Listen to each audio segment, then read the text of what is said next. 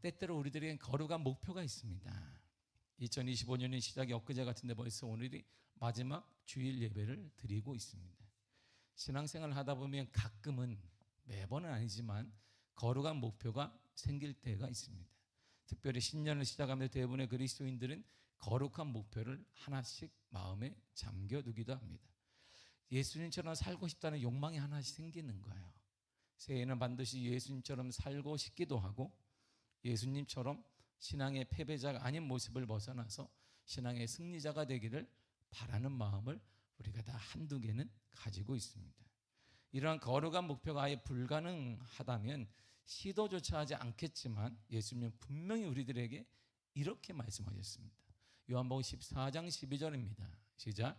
내가 진실로 너희에게 이르노니 나를 믿는 자는 내가 하는 일을 그도 할 것이요 또한 그보다 큰 일도 하리니 이는 내가 아버지께로 감이라. 아멘. 보세요. 나를 믿는 자는 내가 하는 일도 할 거야. 때로는 나보다 큰 일을 할 거야. 이 믿음이, 이 말씀이 있으니까 그래, 아예 불가능하다면, 예수님처럼 사는 게 불가능하다면 포기하면 되겠는데 가능하다고 주님이 말씀하셨고 더 큰 일도 한다고 할 수 있다고 하셨으니까 한번 도전해보겠다는 마음이 생기게 됩니다. 예수님께서는 아버지께 가시기 때문에, 하나님께 가기 때문에 이 땅에 남아있는 제자들, 예수님을 믿고 따르는 사람들을 예수님을 닮을 수 있고 큰 일도 할 수 있다라고 주님이 지금 분명 말씀하셨습니다. 이 말씀은 예수님이 세상에 살아가는 성도들을 내가 도와주겠다는 거예요. 나처럼 살 수 있도록, 더 큰 일을 할 수 있도록 도와주겠다는 것입니다. 이 뜻의 연장선상에서 예수님이 이렇게 기도하셨습니다.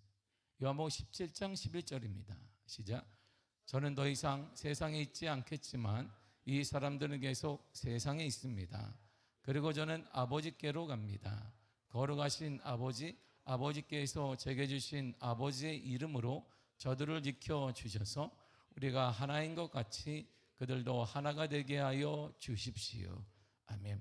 하나님, 예수님의 기도를 보세요. 저들을 좀 지켜주세요. 하나님, 예수를, 나를 따르는 저들, 믿음을 가진 저들을 좀 지켜달라고 기도했습니다. 예수님과 내가 하나이듯 세상에 있는 성도들도 하나님과 예수님과 나처럼 하나가 되게 해달라고 기도하셨습니다. 그리고 그들의 주님 좀 지켜달라고 예수님이 기도하셨습니다. 그러기에 우리는, 믿음의 사람은, 지금 이 땅에 살고 있는 우리는 능히 충분히 거룩한 목표를 세울 수 있고 거룩한 목표에 따라 달성할 수 있습니다. 근데 문제는 그런 문제 자체를, 목표 자체를 언제 가져봤냐는 거야. 그냥 때 되면 때 되는 것이고 흐름 따라 사니까 그런 거룩한 목표를 가져본 지가 언제인지 모르겠습니다. 참, 완전한 믿음을 갖기 위해 필요한 것, 완전한 주님이 원하시는 그 믿음, 주님보다 동일하거나 그 뛰어난 믿음을 가능하다고 했으니까 그 믿음을 갖기 위해 통과해야 될 절차가 분명히 있을 거예요. 모든 것은 시험이 있잖아요. 우리가 작은 것보다 큰 것에 시험이 다 있습니다. 이렇듯이 뭔가 절차와 시험이 있을 거예요. 거기에 대해서 이렇게 말합니다. 2절을 쉬운 성경을 읽겠습니다. 시작. 형제 여러분, 여러분까지 시험을 겪을 때 기쁘게 여기십시오. 아멘. 시험과 문제, 어려움을 당해도 기쁘게 여기라고 하십니다. 왜 그것들을 기쁨으로 여길까요? 이런 어려움을 당해본 사람은 알아요. 이것이 얼마나 힘들고 얼마나 때로는 이것이 트라우마가 돼서 평생 가지고 있는 사람도 있습니다. 물질에 대한 트라우마도 있고 여러 가지 대인관계 트라우마도 있고 해서 혼자 사는 사람도 많습니다. 혼자 사는 젊은이들도 많습니다. 사람의 상처받아서 혼자 그냥 방에 있는 사람도 많습니다. 그런데 이런 어려움을 당해본 사람은 아는데 그걸 기쁘게 여기라고 말씀하십니다. 정말 힘든데, 물질의 어려움과 사람과의 관계의 시험 등 수많은 문제를 닥칠 때마다 위험한 생각을 할 때 우리가 한두 번이 아닙니다. 끝내야 되는 거 아니야? 내가 끝나면 다 세상이 좋아질 텐데, 내가 끝나면 부모도 편할 텐데, 내가 끝나면 모두 편할 텐데, 내가 이렇게 해야 되는 거 아니야? 이런 생각을 가질 때도 많이 있습니다. 그래서 직장인들은 항상 평생 사직서를 품에 품고 다니는 거예요. 내가 그냥 아주, 내가 간둔다 그냥. 내가 그냥 진짜. 그러다가도 또 막상 시작하면 가족도 생각나고 모두 생각나고 이것도 생각나니까 다시 품에다 매번 막 넣었다 뺐다 강사 뭐라 하면 아유 그랬더니 내가 매번 가슴에 품고 삽니다. 얼마나 힘들면 그러겠어요. 사업하는 사람들은 이만 이제 내가 그만 접어야 되겠다. 내가 못하겠다. 내가 정말 내가 아유 수없이 생각해 보지만 참고 참으면 과거를 보니까 좋은 기회는 언제나 올 거야. 그것 때문에 접지 못하고 계속 하기도 합니다. 우리도 마찬가지 아니겠어요? 시험을 보거나 모든 거 할 때 남들은 되는데 나는 떨어진 것 같고 시험할 당하 있어요. 얼마나 마음이 아프겠어요. 그걸 어떻게 표현하겠습니까? 젊은 친구들이 어떻게 그걸 감당하겠어요? 어떻게 그 어려움과 시험 등을 그런데 기쁨으로 여기겠냐 말입니다. 이렇게 슬픈데 힘든데 근데 하나님은 예수님은 기쁘게 여기라고 말합니다. 정말 힘든데요. 사람들은 그냥 비교 안 하겠지만 비교한단 말이에요. 이렇게 다 비교하는 시대에 살고 있는 때 천국이 아닌데 여기가 무덤도 아닌데 죽은 것도 아닌데 그런데 주님께서는 시험 만날 때 기쁘게 여기라 이렇게 여기 말씀하시는 거예요. 제가 중학교 1학년을 마치고 66명이었어요. 저희 그때가 아이들이 한 반이 60명이니까 이게 적은 거였죠. 그 당시 서울이 그냥 얼마나 많이 나왔는지 그냥 빡짝짝짝짝 남자 중학교였는데 그냥 머리는 다 밀고 그냥 아이고 그때는 감사하게 교복을 안 입었어요. 제 시대부터 그냥 땀 냄새 내가 나는지도 몰라 그냥 60명이 앉아 있는 데서 닥교는 일어나. 네, 너 뭐 그때는 막 선생님이 그림자도 못 밟았어요. 시대가 너 마 등록금 왜 안 냈어? 내가 그때 지금은 코미디 같아요. 중학교 1학년 때 등록금 내라고 하면 어떻게 나보는 내가 뭘 너 왜 안 냈어? 내가 선생님 얘기하는데 선생님 말은 뭘로 어기는 거야? 일로 나와. 그러더니 저를 막 때렸어요. 내일까지 갖고 와. 내가 돈을 버는 사람도 아니고 사업하는 사람도 아니고 우리 아빠가 지금 못 주는데 지금 우리 아버지가 개척교회 해가지고 빈혈하고 사는 우리 집에 못 주는데 근데 등록금보다 더 이게 창피한 거야. 애들 앞에서 막 이렇게 맞은 게 너무 창피한 거야 이게. 나 빼고 65명이 보는데 막 선생님 때리는데 아픈 게 아니라 자존심이 너무 상하는 거야. 그래서 집에 가서 차마 얘기를 못하는 아버지한테 아버지 등록금 달라는 이 얘기는 뻔한 답을 다 알아요. 답을 어쩌다 얘기를 하겠어요 아버지한테. 그래서 얘기하다가 그래도 내일까지 안 가면 또 맞을 것 같으니까 아빠 이렇게 됐어 그러니까 그래 다음날 손을 잡고 가서 썼어요. 이렇게 우리 아버지가 자퇴합니다. 그 뒤에 나오는데 너무 창피한 거 그게. 학교를 못 다니는 건 창피하지만 다른 친구들이 다니는데 나 혼자 이렇게 서 있을 때 너무 창피한. 저는 그래서 제가 중2 때부터 아르바이트 하는데 가장 부러웠던 게 이거예요. 제가 경문고등학교, 중고등학교를 이렇게 노량진에서 아르바이트 하고 오면은 이렇게 버스 타고 지나가는데 애들이 너무 힘들어하고 막 저녁에 나오는 자율학습하고 힘들어하는 그 모습이 너무나 부러웠어요. 한두 번 온 게 아니에요. 나도 저렇게 힘들어봤으면 좋겠다. 공부해서 힘들어봤으면 좋겠네. 자존심이 막 무너지는 거예요. 그래서 제가 중고등부 학생회를 하면서도 너무 웃긴 거예요. 학생회들 얘기하는 게 막 같은 친구가 얘기했는데 오늘 막 그러는데 좋겠다. 다 그냥 좋겠다. 이게 정말 그리 기쁨으로 여겼느냐 그 당시에 그 기뻤느냐 나한테 와 그게 뭐 엄청 힘드네 기뻤냐 그렇다면 아니 기쁘지 않았어요. 정말 기쁘지 않았어요. 하루하루가 힘들었어요. 젊은 중학교 2학년이 감당하기엔 너무나 힘들었어요. 이게 그런데 시간이 딱 지나고 보니까 그래서 그랬구나. 인생이 1, 2년 몇 년 빨리 간다고 의미가 없는 거구나. 그리고 그것 때문에 내가 이렇게 강해졌구나. 그것 때문에 내가 다음 세대에 대한 꿈을 갖게 됐구나. 나중에 알게 된 거예요. 그래서 이 뜻이 그렇구나, 맞구나라는 생각이 드는 거예요. 어려움을 통과해야 되면 진정한 믿음을 하나님은 소유할 수 있게. 저는 그 어려움을 통해 믿음을 발견했고 다음 세대의 꿈을 꾸고 목회자의 꿈을 꾸었어요. 그래서 흔들리지 않고 제가 젊은 나이부터 담임 목회를 할 수 있던 거예요. 흔들리지 않으니까. 흔들림이 없어요. 어려움과 시험 등을 잘 건디면 이런 성숙한 사람이 됩니다. 3절을 쉬운 성경 읽겠습니다. 시작. 여러분은 믿음의 시련을 통하여 인내심이 성장한다는 것을 알고 있습니다. 아멘. 믿음의 시련을 통해 인내심이 성장한다는 거예요. 시련과 시험을 통해 믿음이 성장한다는 거예요. 한 여성의 고통을 통해 새 생명이 태어나는 것처럼 말이에요. 힘든 시간을 내가 참고 버티면 회사나 사업장이나 일터 등에서 내 것을 알고 내 인내심을 알고 내가 사랑하는 걸 알고 물질적인 보상에 여러 가지 보상을 해주는 것처럼 말이에요. 영적인 세계도 마찬가지입니다. 우리에게 다가오는 여러 가지 다양한 문제를 통해 어려움을 통해 하나님은 인내심을 성장시켜요. 그 인내심이 성장하면 성숙한 믿음과 완전한 믿음과 복된 믿음이 이루어지게 돼 주님 말씀은 내 믿음대로 될지어다. 이런 믿음의 역사가 일어나게 되는 것이지요. 중요한 사실은 우리는 모두 인내심을 통해 성장한다는 거예요. 어린아이가 성장하듯이 작년에 성장하듯이 중고등학생이 대학생이 되고 대학생이 청년이 되고 청년이 막 성장하듯이 가정을 꾸리게 되고 아빠가 되고 엄마가 되고 막 하듯이 인내심을 통해 우리가 성장하는데 그 인내심이 쌓이고 쌓이면 그것이 완전한 믿음이 된다는 것이죠. 중요한 사실은 우리는 모두 인내심을 성장을 알고 있다는 거예요. 그런데 우리는 알고는 있지만 쉬고 싶은 거예요. 지쳐서 더 이상 할 수 없게 되는 환경과 생각 등이 우리를 못 일어나게 하는 것입니다. 이제 26년도에 한번 일어나야 되는 것입니다. 분명한 사실 인내심을 통해서 완전한 믿음의 세계에 우리가 들어갈 수 있습니다. 자, 4절 보겠습니다. 시작. 인내를 온전히 이루라. 이는 너희로 온전하고 구비하여 조금 더 부족함이 없게 하려 함이라. 아멘. 보세요. 인내 동그라미 치고 온전 그리고 부족함이 없게 이렇게 되는 거예요. 인내가 뭘 만드느냐? 온전을 완전하게 그리고 부족함이 없게 한다는 거야. 그 인내를 이 시련과 어려움을 통해 내가 인내를 이루게 되면 그것이 내 인생을 온전 완전하게 부족함이 없게 만들어 주신다는 것입니다.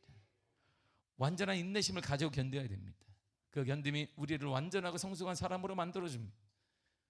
제가 지금 그래서 29살 때부터 단임 목회를 지금까지 했던 것은 그때 배운 거예요. 저는 내가 목회 그게 아니라 그때 배운 것입니다. 중학교 1학년 때 배운 거예요. 내가 그때를 겪으면서 그래 웬만한 건 내가 그래서 그러려니 하는 거야. 그냥 그러려니인가 보다. 주님이 그때도 나를 아무것도 모르는 나를 그때 주님이 나를 일으켜 세웠으니 이건 아무것도 아닌 거야. 그러려니 하나님에 대한 신뢰가. 그래서 저는 은사를 뽑는다면 믿음이 그냥 그 자리에 항상 있는 거예요. 하나님이 나를 돕는다. 이 믿음에 제가 식지 않고 지금도 그 믿음으로 어디 가든지 목회를 하고 선포하고 강의도 하고 세미나도 인도하는 것입니다. 우리 앞에 닥친 어려움을 잘 이겨내면 인내심이 성장해요. 그리고 인내심을 갖게 되면 우리는 성숙한 사람이 됩니다. 완전한 믿음의 세계에 들어갈 수 있어요. 믿음으로 살게 되고 믿음의 기적을 이루게 되고, 근데 주님이 우리에게 분명 말씀하시기를 네 지식대로 되라가 아니라 내 믿음대로 될지어다 그랬어요. 믿음의 역사가 기적을 낳는 것이고, 믿음의 역사가 우리 환경을 변화시키는 것이고, 믿음의 역사가 사람을 변화시키는 것이고, 믿음의 역사가 우리 가정을 변화시키고 자녀를 변화시키고 교회를 변화시키는 역사가 힘이 되는 것입니다. 그러므로 고난과 시련은 우리를 성숙한 믿음의 사람으로 만들 열쇠임의 선물입니다. 그래서 하나님이 지난 한 해 동안 보면 때때로 우리 감당할 수 있는 고난과 시련과 아픔을 그래서 주었지만 우리 하나님이 죽이지 않았어요. 하나님의 뜻이 우리를 망하게 하는 게 아니기 때문입니다. 고난과 시련이 있을 때 우리가 할 일은 피하거나 도망가지 말고 하나님을 신뢰하며 기다리는 것입니다. 고난 중에 자신을 점검하고 하나님께 왜 이런 고난을 주었냐고 질문하기보다 먼저 회개와 하나님에 대한 신뢰를 가지고 우리 자리를 지키는 것입니다. 하나님을 믿습니다. 고난의 시간을 하나님께 맡기고 작은 것부터 순종하는 것입니다. 그럼 이런 일이 일어나요. 로마서 5장 3절과 4절입니다. 시작. 다만 이뿐 아니라 우리가 환난 중에도 즐거워하나니 이는 환난은 인내를, 인내는 연단을, 연단은 소망을 이루는 줄 알미로다. 아멘. 환난 고난 중에도 즐거워 기뻐해야 됩니다. 환난과 고난은 인내를 만들어 줍니다. 인내는 연단하여 훌륭한 인품을 만들어 주는 거예요. 인내는 우리의 인품을 만들어 줘요. 연단되는 훌륭한 인품을 통해 우리는 소망이 이루어지는 것. 인내를 잘하게 되면 함부로 말하지 않는 것입니다. 우리의 언어를 통해, 우리의 외향을 통해, 우리의 만남에 취해지는 모든 것들을 통해 우리는 하나님을 닮아가는 사람, 뭔가 무게감이 있는 사람으로, 신뢰하는 사람으로 인정을 받게 되는 것. 가벼운 사람이 되지 않습니다. 그리고 그 소망은 반드시 이루어지는 거예요. 로마서 5장 5절을 쉬운 성경을 읽겠습니다. 시작. 이 소망은 절대로 우리의 기대를 저버리지 않습니다. 그는 하나님께서 우리에게 주신 성령을 통해 우리 마음에 하나님의 사랑을 부어주셨기 때문입니다. 아멘. 보세요. 성령, 이 소망은 우리의 기대를 저버리지 않아요. 고난과 시련 속에서 고백되고 얻어진 이 소망은 절대로 우리의 기대를 저버리지 않습니다. 소망은 반드시 현실로 이루어지게 되고 있습니다. 이것이 바로 우리를 향한 하나님의 사랑이기 때문입니다. 소망은 믿음을 낳고 그 믿음은 반드시 현실로, 우리 가운데 현실로 보여지고 나타나게 되는 것입니다. 바울은 예수님 만나기 전에 예수 믿는 사람들 어떻게든지 찾아내어서 포로를 삼고 체포해서 감옥에 넣는 사람이 그가 하려는 열심 당하고 열심을 부었습니다. 그는 잘못된 율법을 배웠지만 율법을 통해서 열심을 부었어요. 그것에 출세가도를 달리고 이제 우리 말하는 대법원장이 되어주고 막 정부의 고위관료가 되어주고 엄청난 권력도 가지고 권력욕도 있었습니다. 그가 한 일을 보세요. 사도행전 8장 3절입니다. 시작. 사울이 교회를 잔멸할 새 각 집에 들어가 남녀를 끌어다가 옥에 넘기니라. 보세요. 교회를 그냥 싹싹 무너뜨리는 것입니다. 그리고 도망간 무리들을 그냥 집에 가서 그냥 너 그리스도인이지? 내가 봤어. 내가 증언 삼고 뭐 해서 그냥 싹 잡아도 감옥에다 쳐넣었어요. 실적이 그냥 쪽쪽쪽 올라가는 것입니다. 실적이 올라가니까 그게 그걸 원하는 사람들이 마음 휩싸고 여기니까 우리가 말하는 승진도 하게 되고 높은 자리로 계속 올라가는 일이 그에게 일어났어요. 얼마나 좋겠어요. 그가 꿈꿨던 일이고 점점 직분에 상승되어지고 사회적 위치도 높아지게 되고 인정도 받고 죄의 꼭대기 있는 사람들에게, 제 대제사장에게 인정받아서 자기도 그 길을 고려해서 출세가도로 달리게 된 것입니다. 그런데 반대로 보면 초대교회 성도들에게 바울은 공포의 대상이에요. 독하고 무섭고 폭력적이고 타인의 고통에 무감각하고, 초대교회 성도들에게 사도 바울은 그보다 나쁜 인간은 없는 거예요. 바울이 떴다 그러면 싹 도망가야 돼. 아니면 애들까지 싹 잡아들이기 때문에. 그랬던 바울이 다메섹으로 가는 길에서 예수님을 만났어요. 그리고 완전히 다른 사람이 되었습니다. 사도행전 9장 20절입니다. 시작. 즉시로 각 회당에서 예수가 하나님의 아들이심을 전파하니. 웃기잖아요. 바로 전에 8장에서 그는 싹 잡아들여 예수를 딱 만나고 나니까 즉시로 바로 회당에 들어가서 예수가 하나님의 아들을 전파하고 있는 거야. 그리고는 더욱 힘줘 이렇게 외쳤습니다. 9장 22절입니다. 시작. 사울은 힘을 더 얻어 예수를 그리스도라 증언하여 다메섹에 사는 유대인들을 당황하게 하니라. 보세요. 이제 잡으러 온 줄 알았더니 다메섹으로 가는 중에 이제 다메섹 사람들이 야 사도 바울이 했으니까 이래 다메섹에 있는 그리스도인들은 싹 끝났어. 니들 이제 다 끝났다. 유대인들이 기대하고 있는데 딱 하는 말이면 예수가 구원자다 그러니까 뭐야 이게. 더운 날씨에 맛이 갔구나. 드디어 사도 바울이 열심을 품더니 과로를 했나 보다. 당황하겠습니다. 이런 바울을 하나님께서 쓸 수가 없잖아요. 왜? 사람들에게, 유대인들에게는 배신자하고 그리스 초대교회 성도를 볼 때는 저것도 작전을 피는구나. 자기가 이렇게 한다면 우리가 그렇구나, 사도 바울이 맞다, 우리가 딱 모이게 되면 싹 잡아들일 거야. 아무도 안 믿어. 여기도 안 믿고 저기도 안 믿어. 그를 이렇게 사람 다듬고 복되게 쓰시게 한 방법이 하나님께 있었어요. 참된 믿음을 가진 사람을 하나님은 만들어가길 원했어요. 어떻게 했을까요? 그런 거죠. 하나님의 방법이 우리 생각하는 좀 달라요. 보세요. 유대인들은 동족이에요. 어제까지 같이 밥 먹었어요. 출세를 같이 논하면 야, 너 몇 명 잡았니? 난 7명. 나는 말이야 한 무리를 잡아대니 세트를 잡았다. 너 대단하다. 야, 넌 출세하겠구나. 서로 밥 먹고 작전을 논의하면 이렇게 잡으면 안 돼. 그리스도는 이렇게 잡으면 안 되고 사도 바울에 가르쳐주고 막 그들이 흥겹게 고개 뜯으면서 야, 우리는 출세하는 거야. 우리는 제 지상에 이제 탁 눈에 띄어서 이제 우리는 승승 장구하는 거야. 그랬던 친구들에게 그 친구들을 통해 하나님이 핍박과 고난이 오기 시작한 거예요. 그를 다듬어 가기 위해서 말이에요. 사도행전 9장 23절입니다. 시작. 여러 날이 지나매 유대인들이 사울 죽이기를 공모하더니, 어제까지 같이 밥 먹었어요. 작전 짰어요. 근데 그들이 죽여야 되겠다. 작전을 짜고 있습니다. 그가 동족이자 함께 유명한 랍비가 되려는 성고가 출세에 가도록 달렸던 자들에게 당한 고난을 사도 바울이 쫙 설명. 내가 이랬었습니다. 내가 이런 아픔과 고통을 내 친구들에게 당했습니다. 고린도서 11장 23절과 4절을 보겠습니다. 23절에서 5절까지 보겠습니다. 시작. 옥에 갇히기도 더 많이 하고 매도 수없이 맞고 여러 번 죽을 뻔하였으니 유대인들에게 40에서 하나 감한 매를 5번 맞았으며 3번 퇴장으로 맞고 1번 돌로 맞고 3번 파선하고. 보세요. 누구에게? 유대인들에게. 함께 작전 짜고 공모하고 어떻게 출세할까 막 고민했던 그들에게, 친구였던 그들에게, 그는 죽으라고 때린 40에서 가만 40대를 때리면 유대율법에 죽으니까 39대만 때리라는 거예요. 그렇게 맞고 5번이나 맞고 끌려가고 그런 고통을 당했다는 거예요.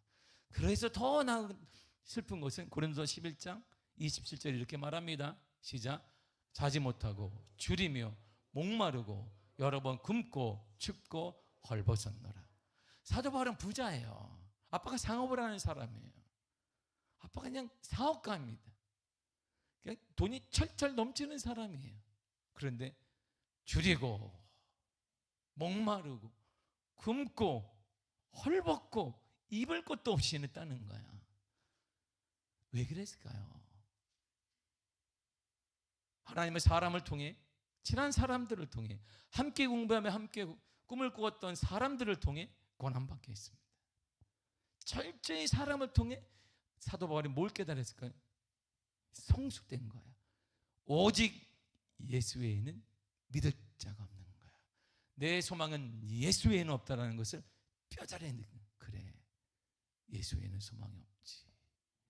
그걸 하나님이 다듬고, 그러니까 사도 바울이 그 후에 다듬어진 다음에 누가 자신을 욕해도, 누가 나를 죽이려고 해도 가자. 그 자리에 가기를 원했고 그 자리에 갔으며 나중엔 그의 삶이 순교로 마감되었습니다. 또 다른 사람을 통해서 바울은 더 다듬어졌어요. 신실한 믿음의 사람 바나바를 만났습니다. 바나바는 사도 바울이 없는 게 하나 있어요. 누구냐면 베드로. 이 초대교회 사도들과 친한 관계를 유지했기 때문에 그를 사도들에게 소개시킨 사람이에요. 그가 활동할 수 있도록. 보세요. 하나님의 사람을 통해 만나기도 하고, 하나님의 사람을 통해 다듬기도 하고, 하나님의 사람을 통해 역사를 이루기도 하고, 하나님의 사람을 통해 그의 모난 부분을 다듬기도 한다, 이런 말입니다. 그래서 성경 우리들이 이렇게 말합니다. 잠언 20장 17절에 쉬운 성경을 읽겠습니다. 시작. 새는 새에 갈아야 날카롭게 되듯이 사람은 사람에게 부딪혀야 다듬어진다. 아멘. 철은 철에 갈아야 날카롭게 됩니다. 예전에 대장간에서는 칼을 만들기 위해서 계속 쇳덩어리를 두드리고, 불에 넣었다가 두드리고, 불에 넣었다가 두드리고, 불에 넣었다가 두드리고, 물에 넣었다가 다시 두드리고 계속 반복하면 날카로운 칼이 돼. 날카로워. 대신 툭툭 치면 종이도 못 자르지만, 이 나무도 못 자르지만 계속 다듬으면 종이를 올려놓으면 종이가 쫙 금이 가요. 철은 철이 다듬고 사람은 사람이 다듬는 거야. 그래서 우리가 지난 1년 동안 나에게 아픔을 준 사람은 하나님의 선물인 거야. 그 환경은 하나님의 선물인 거야. 나를 하나님이 다듬고 있는 것입니다. 믿음의 사람은 사랑과 환경적인 어려움을 통해 신실한 믿음과 완전한 믿음을 소유해 가는 거예요. 보세요. 요셉을 보세요. 야곱의 정착한 땅에 극심한 흉년이 들어왔어요. 아버지가 정착한 땅에 흉년이 들어왔습니다. 물론 20년 전에 요셉은 형들이 팔아먹었어요. 은 20냥 10명의 형들이 아라비아 상인에게 가서 여기 내 동생 살아. 동생이라 말하는 게 뭐하지만 여기 젊은 싱싱한 애가 있으니 사가라고 했어요. 몇 냥 줄까 하니까 은 20개 줘라. 2개씩 하셨어요. 그래서 팔았고, 아버지가 가서 양의 표를 묻히나요? 요셉이 죽었으면 지금 같으면 DNA 검사하면 요셉인지 아닌지 아는데 그 당시에는 DNA 검사가 없었어요.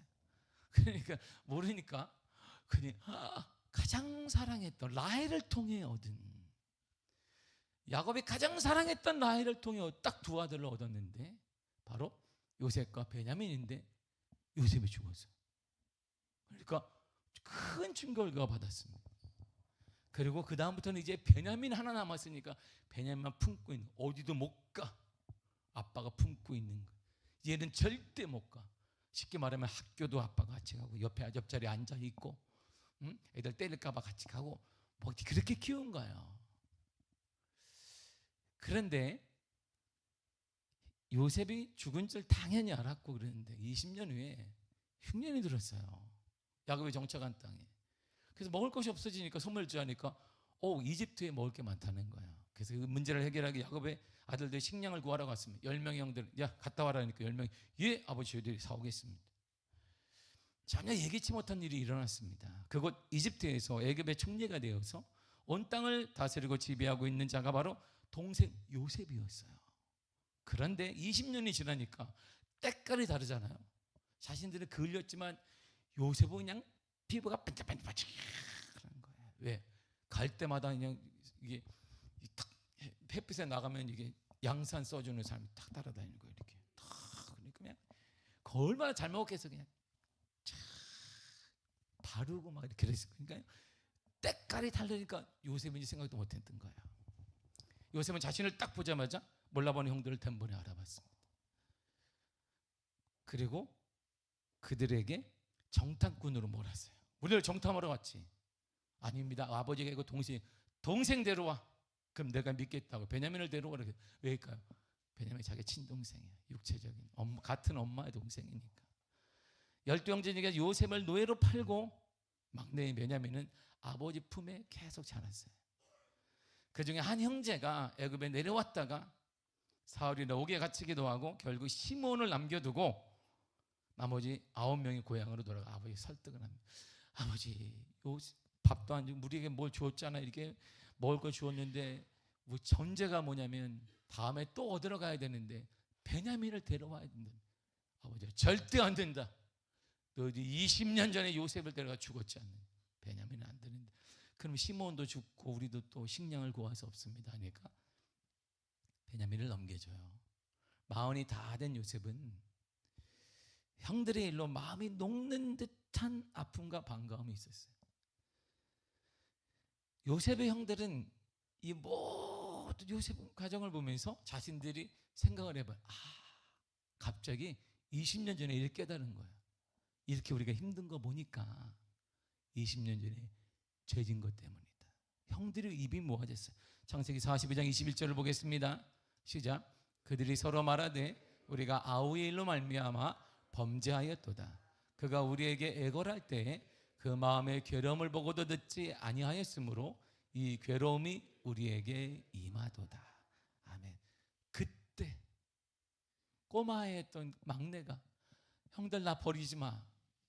눈물로 애걸했는데 우리가 그를 외면했다. 그 괴로움 우리에게 임한 거야. 우리가 죄 받는 거야. 그렇게 형들이 어려움을 보니까 이렇게 결론을 내렸어요. 그리고 아버지 야곱이 그 후에 죽었어요. 하야된 다음에. 그러자 형들이 다시 깊은 두려움에 빠집니다. 무슨 두려움이에요? 이 두려움이에요. 창세기 50장 15절입니다. 시작. 요셉의 형제들이 그들의 아버지가 죽었음을 보고 말하되 요셉이 혹시 우리를 미워하여 우리가 그에게 행한 모든 악을 다 갚지나 아니할까. 과거를 보세요. 힘없는 동생 요셉을 노예로 팔아버렸어요. 그렇게 애절했어요. 형들이 팔지는 모르고 형 그러면 안 돼. 나 왜 두고 가? 전혀 언어도 통하지 않는데 그를 잡아가 버렸습니다. 형들의 심령에 지어지지 않는 죄로 남았어요. 그날의 범죄는 수십 년 동안 형들의 내리 사라지지 않았습니다. 동생을 우리가 버렸다. 동생을 팔았다는 거예요. 근데 더 큰 상처는 요셉에게 있는 거예요. 아무것도 할 수 없는 어린 나이였던 요셉이 형들이 자신을 노예로 팔았어요. 배신감, 그리고 형들이 돌아오겠지. 어린아이 느끼듯이. 그래도 형들은 나를 찾으러 올 거야. 형들은 나를 데리러 올 거야. 그 배신감이 점점 커지는 거예요. 형들은, 요셉은 그 깊은 아픔을 트라우마로 두고 사는 거예요. 평생. 형들이 나를 왜 버렸을까? 형들이 나를 왜 버렸을까? 종리가 됐어도 그는 멈추지 않는 거예요. 그때 형들이 나를 왜 버렸을까? 평생 상처로 남아있어요. 요셉은 형들을 통해, 노예 생활을 통해 충성되게 직분을 감당했으나 여주인의 못된 음모와 고발을 통해 어두운 감옥에서 적지 않은 시간도 보냈습니다. 그는 신실했는데 다 누명을 씌웠습니다. 그러나 하나님께서는 힘없고 나약한 요셉을 총리로 만드셨고 이스라엘 근원을 살리는 역할을 감당하기 위해 하나님이 결국 그에게 담대하도록 고난과 시련을 주었음을 나중에 알게 된 거예요. 하나님이 주셨다는, 하나님이. 요셉은 이런 고난과 시련을 통해 하나님에 대한 온전한 신뢰를 갖게 됐습니다. 그래, 내가 어디에서 살더라도 하나님이 나를 지켜주실 것이다. 하나님에 대한 신앙을 잃어버리지. 내가 때로 떨어지기도 하고 올라갈 수도 있고 실패하기도 하고 성공할 수 있지만, 그러나 그거에 상관없이 내 하나님에 대한 굳건한 믿음, 완전한 믿음은 소유하리라. 완전한 믿음을 갖게 되었다는 것입니다. 그 고난을 통해 훌륭한 인품도 갖게 되었고 인내하며 용서하며 너그러운 마음까지 갖게 되었어요. 그래서 고난은 기쁨이자 기회가 되는 거예요. 고난, 환경을 통한 어려움이든 물질적인 고통이든 아니면 사람을 통한 고난이든 문제와 고난, 우리에게 두 가지 기회를 줍니다. 첫째는 낙심과 패배의 기회가 되기도 하고, 둘째는 담대한 도전과 승리의 기회가 되고 완전한 믿음을 소유하는 기회가 되는 것입니다. 고난 앞에 때로는 대부분의 사람들이 낙심과 패배로 무너지기도 하지만, 그러나 그 고난 앞에 하나님에 대한 절대적인 신뢰를 가지고 도전하며 승리하는 사람이 있더라는 것입니다. 어느 기회를 선택하시겠습니까? 하나님 여러분들을 사랑해서 지난 한 해 동안 고난과 아픔을 주었는데 하나님의 뜻이 무엇인지 아십니까? 지난주에 하나님이 원하신 민수기 6장에서 원하십니다. 하나님은 너에게 복을 주기를 원하며, 하나님은 너를 지켜주기를 원하며, 하나님은 너에게 은혜 베풀기를 원하며, 하나님은 너에게 평강 주시기를 원하노라 그랬습니다. 하나님의 원하신 앞에 하나님 우리에게 망하게 하는 것도 주기를 원하는 것이 아니고 원하는 것이 아닙니다. 이 고난을 통해 복을 받기를 원하고, 이 고난을 통해 신뢰 받기를 원하고, 이 고난을 통해 은혜 받기를 원하며, 이 고난을 통해 평강 주시기를 원하는 것인데 어느 기회를 선택하겠습니까? 자신의 능력을 의지하는 사람은 결국 낙심과 실패의 기회가 되지만, 하나님의 능력을 의지하는 사람은 도전할 수 있고 도전의 결과로 승리하는 기회가 됩니다. 자신의 능력을 의지하는 사람은 강해도 약한 자가 되어지지만 지혜로워도 어리석은 자가 됩니다. 그러나 하나님의 능력을 의지하는 사람은 약해도 강한 자가 될 수 있습니다. 어리석어도 지혜로운 자가 될 수 있습니다. 하나님의 사람과 환경에 구애받지 않아요. 무능한 사람, 유능한 사람, 어리석은 사람, 똑똑한 사람, 또한 가난한 사람, 부유한 사람, 유식한 사람, 무식한 사람, 합격한 사람, 불합격한 사람, 하나님은 거기에 구애받지 않습니다. 하나님은 사람의 능력이 유무나 재능의 유무나 학벌의 유무에 따라 전혀 구애받지 않습니다. 하나님은 이런 것들과 상관없이 차별 없이 부르고 사용하십니다. 오히려 능력 있는 사람보다는 하나님은 없는 사람을, 똑똑한 사람보다는 그렇지 않은 사람을 하나님은 씁니다. 그 이유가 뭘까요? 그래야 하나님의 존재와 하나님의 역사가 증명되기 때문인 것입니다. 그래서 성경 우리 그리스도인을, 믿음의 사람을 이렇게 말해주는 것입니다. 고린도서 6장 8절에 10절까지입니다. 시작. 우리는 속이는 자 같으나 참되고 무명한 자 같으나 유명한 자요, 죽은 자 같으나 보라 우리가 살아있고, 징계를 받는 자 같으나 죽임을 당하지 아니하고, 근심하는 자 같으나 항상 기뻐하고, 가난한 자 같으나 많은 사람을 부유하게 하고, 아무것도 없는 자 같으나 모든 것을 가진 자로다. 아멘. 끝에 보세요. 아무것도 없는 자 같으나 모든 것을 가진 자로다. 그래서 하나님을 갖게 된 자는 모든 것을 가진 거야. 이 땅의 주인 되신 하나님을 동행한 자는 모든 것을 가진 것입니다. 하나님은 믿음의 사람을 쓰십니다. 온전한 믿음을 가진 자를 만들어 쓰십니다.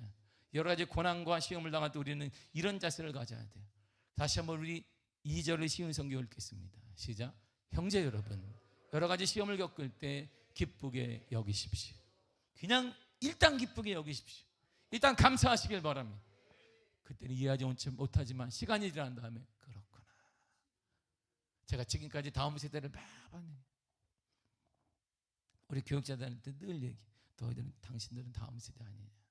나는 간 세대고 너희들에게 소망이 있다. 그건 제가 그때 받은 고난 때문에, 너무나 상처가 크기 때문에 지금도 저는 너무나 뚜렷이 기억해요. 65명 앞에 내가 어떻게 맞았는지 치유되지 않는 게 있어요. 선생이 나에게 어떤 말을 했는지가 기억이 나요. 어떻게 그렇게 말할 수 있을까? 영어 선생님이죠. 영어 선생님. 근데 영어 공부를 내가 안 하려고 그랬어. 근데 내가 영문과를 들어갔어. 아이러니하게. 참. 저는 토시 하나 안 틀리고 기억해요. 너무 상처가 컸어요. 65명. 내가 저한테 자존심이 이렇게, 목사의 아들로 자존심밖에 없었는데 내가 자존심을 다 밟고 그가 썼던 언어, 나를 어떻게 때렸는지, 친구들이 잠잠히 말도 못하고 너무 생생합니다. 근데 그게 지금 내가 목회하는 방향이 된 거예요. 그리고 웬만하면 끔찍하지 않습니다. 26년의 담임 목회 동안 수많은 일들이 있었어요. 고난도 있었고 아픔도 있었지만 다 이겨낼 수 있었던 것은 그때 그 고난이 내게 온전한 믿음을 선물로 준 거야. 주님이 하신다. 딱 그거예요. 주님은 하신다. 주님은 하신다. 내 마음 주님은 하신다. 이게 제 기도에 정말 힘들 때 내가 늘 하는 말이 있어요. 내 하나님은 하신다. 내 마음을 하신다. 이게 다예요. 이 한마디에 다 이겨내고 왔습니다. 사랑하는 성도 여러분, 시험과 고난이 우리를 완전한 믿음과 온전한 믿음으로, 사람으로 만들 수 있습니다. 한 해를 돌이켜보세요. 크고 작은 문제들이 많았어요. 어려움도 많았습니다. 때때로 감당할 수 없을 눈물 섞인 고통도 있었습니다. 사랑하는 사람을 먼저 보내기도 했고, 여러 가지 많은 비교하면서 내가 뒤처지는 것 같기도 하고, 또 여러 가지 물질적인 문제와 여러 문제를 당하기도 합니다. 그걸 다 성도들의 모습을 보면서 저도 마음이 아플 때 많습니다. 그렇다면 주님께서 왜 이런 고통을 주셨을까요? 주님의 뜻은 분명합니다. 확고합니다. 변함이 없습니다. 이런 어려움을 통해 순전한 믿음과 정결한 믿음과 완전한 믿음을 주님이 주시기를 원하시는 거예요. 그래야 주님의 약속이 이루어지는, 내 믿음대로 될지어다. 그리고 고난을 통해 우리를 순전한 믿음의 소유자로 만들어 가시는 것이고, 그래서 우리를 하나님께서 더욱 귀하고 목되게 쓰기를 원하시기 때문입니다. 믿음이 있으면 무화과 나무뿐 아니라 큰 산도 바다에 빠지라 하면 빠질 수 있습니다. 문제는 큰 산이 아니라 믿음의 문제인 거예요. 문제는 크고 작음이 아니라 믿음의 문제인 것입니다. 큰 믿음이라고 하면 단순히 큰 사이즈를 말해요. 어떻게 큰 믿음이, 남들 요만, 나는 이따만한 믿음이, 우리 산채로 재나? 이거 어떻게 돼요? 내 믿음은 트럭에 실을 만큼 큰 믿음이고 당신은 자전거에도 실을 정도로 가벼운 믿음이, 어떻게 우리가 구분합니까? 사이즈가 아니에요. 외형적인 기준이 아닙니다. 믿음은 내적인 거예요. 알곡과 쭉정이가 있습니다. 알곡은 생명이 충만한 것이고 쭉정이는 생명이 비어있는 상태를 말하게 되는 것입니다. 그러므로 큰 믿음은 하나님으로 인해 충분한 상태를 말하는 거예요. 나는 하나님 한 분으로 충분합니다. 이게 믿음인 거예요. 믿음의 사람 다윗을 보여서 골리앗 앞에 다윗이 딱 섰어요. 모든 사람들이, 형들이 막 무서워하는데 골리앗 앞에 딱 서가지고 어린 다윗이 나오더니, 야, 너 와 진짜 크네, 이런 거죠. 와 진짜 크다. 와, 팔뚝도 막 이렇게, 자기 팔뚝 보니까 그냥 이게 털 같은 게 좀 나가지고, 이게 애기 털 같은 게 났는데, 어머나. 근데 그렇게 놀란 게 아니라 그가 골리앗 앞에 이렇게 선포했습니다. 3에서 17장 45절입니다. 시작. 다시 블레셋 사람에게 이르되 너는 칼과 창과 단창으로 내게 나아오거니와 나는 만군의 여호와의 이름 곧 내가 모여가는 이스라엘 군대의 하나님의 이름으로 내게 나아가노라. 아멘. 보세요. 이렇게 용감하고 담대한 믿음을 가진 다윗은 후에 모든 전쟁에 승리합니다. 그리고 이스라엘 두 번째 왕이 됩니다. 이 노년이 되었을 때 그가 깨달은 게 하나가 있어요. 이야, 그거였구나. 뭐였을까요? 그 노년의 고백을 들어보세요. 시편 23편 1절입니다. 시작. 여호와는 나의 목자시니 내게 부족함이 없으리로다. 아멘. 부족함이 없다는 건 하나님으로 꽉 찬 상태를 말하는 거예요. 하나님으로 그냥 꽉 차 있다. 이제 보니까 내가 승리한 것도 하나님 때문이고 때론 고난 가운데 있는 것도 하나님 때문이라는 것이. 수많은 전쟁이 있었습니다. 목숨을 잃을 뻔한 적도 많이 있습니다. 때로는 목숨을 구걸하기 위해 미친 척을 하며 수염에 우리가 침을 흘린 적도 있습니다. 얼마나 자존심이 상했을까요? 구걸한 거예요. 근데 사라에게 침을 흘리며 미친 척을 하게 됐습니다. 가드왕 그가 아기스 앞에서 했던 행동을 보세요. 사무엘상 21장 12절과 13절입니다. 시작. 다윗이 가드왕 아기스를 심히 두려워하여 그들 앞에서 그의 행동을 변하여 미친 채하고 대문짝에 그적거리며 침을 수염에 흘리며. 자기 목숨 하나, 그 담대한 다윗이 구걸하겠다고 침도 갑자기 미친 채하고 이렇게 등짝을 막 이렇게 긁고 그 침을 제줄르게 나 미쳤습니다 보여준 거예요. 이에 가드왕 아기스가 딱 보자마자 뭐야 다윗이 왜 이래? 그러면서 그가 이렇게 말합니다. 사무엘상 21장 14절입니다. 시작. 아기스가 그의 신하에게 이르되 너희도 보거니와 이 사람이 미치광이로다. 미쳤는데 왜 데려왔냐 이런 말이에요. 자신의 모습이 얼마나 미참했을까요? 한때 이스라엘은 다 사울이 죽인 자는 천천히요 다윗이 죽인 자는 만만이라고 했습니다. 그를 최고의 용사로 지켜 세웠고 왕으로 앉히려고 했습니다.